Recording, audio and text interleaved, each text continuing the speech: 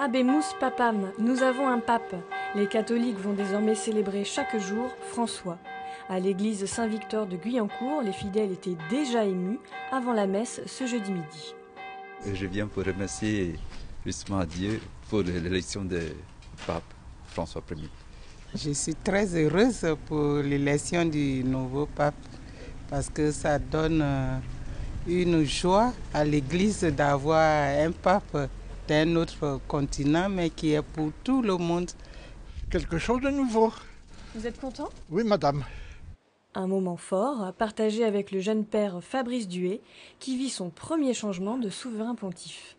C'est une nouvelle figure pour laquelle on va prier au quotidien, qui va pouvoir aussi donner certaines directions à l'Église.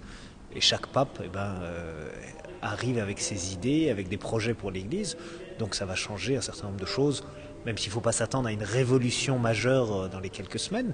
Ce nouveau pape, le pape François, imprimera l'histoire de l'Église à sa manière. Un pape jésuite, donc les jésuites, vous savez, ce sont des prêtres religieux qui ont fait le vœu de pauvreté, et qui vivent de manière assez exigeante cette pauvreté. François, ça fait référence à Saint François d'Assise.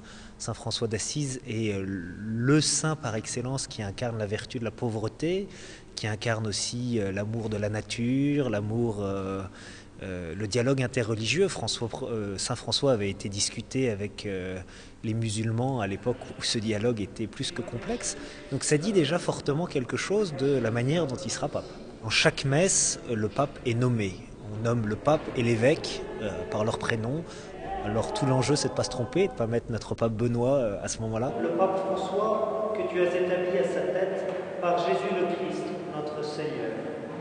Sa première fois s'est bien passée et restera un souvenir extraordinaire, tout comme la découverte du pape hier soir. Au moment où j'ai appris que la fumée était blanche, je recevais un couple en préparation au mariage. J'étais dans mon bureau au presbytère. Donc je leur ai dit, je crois qu'ils ont un peu halluciné, mais je leur ai dit, est-ce qu'on peut tout arrêter? Parce qu'il faut qu'on voit le nouveau pape. Puis je suis allé chercher une bouteille de champagne. Et donc avec ce couple, on a débouché la bouteille de champagne et accueilli le nouveau pape. Et une fois seulement qu'on savait qui c'était, j'ai fermé mon ordinateur et on a pu continuer la préparation au mariage.